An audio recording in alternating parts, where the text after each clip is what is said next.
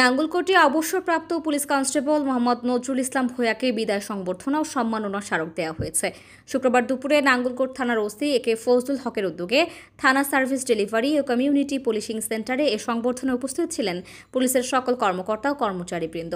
উল্লেখ্য, Nazrul Islam Bhuiyan police constable পদে সর্বপ্রথম ১৬ এপ্রিল ১৯৮৫ সালে বান্দরবান যোগদানের মধ্য দিয়ে কর্মজীবন শুরু করে কুমিল্লার নাঙ্গলকোট থানায় ৩১ জুলাই ৪০ বছর ৩ মাস পূর্ণ করে চাকুরির জীবনের সমাপ্তি করেন।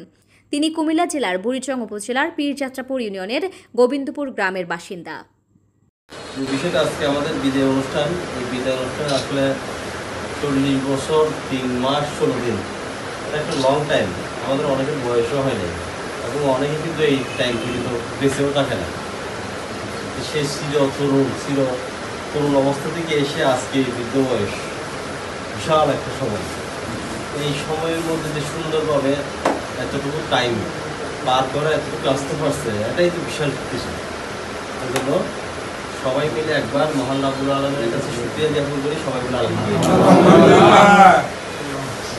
এবং সেই সাথে আমরা আবারও আল্লাহর কাছে চাইব আমাদের নজরুল সাহেব যে এখান থেকে যাবে পরবর্তী যে কয়দিন, এখন তো অবসরকালীন বিদায়, এর পরবর্তী যে সময়টা থাকবে যাতে আল্লাহ সবসময় তাকে সুস্থ রাখে এবং তার পরিবারকে নিয়ে সুন্দরভাবে থাকতে পারে।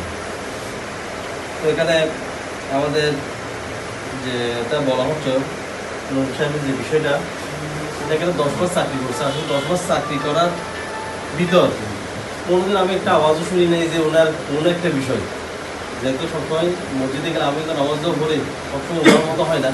যখনই যেতাম ওনাকে দেখতাম চুপচাপের মধ্যে একটা শৃঙ্খল একটা জীবনযাপন করতেন এবং মানুষের জীবনে যে শৃঙ্খলা থাকবে না, এই জীবনটা আসলে কোনো জীবনই না।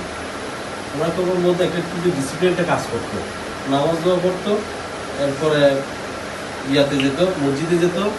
এর বাইরে যতটুকু সময় ছিল হয়তো ওইটুকুর মধ্যে যতটুকু ক্লাস রেস্ট করার দরকার অতটুকু, এর বাইরে খুব একটা ফাও কথাবার্তা বলা, ফাও চলাফেরা করা, ফাও গল্প করা আমার কাছে একবার দেখি রে আমি।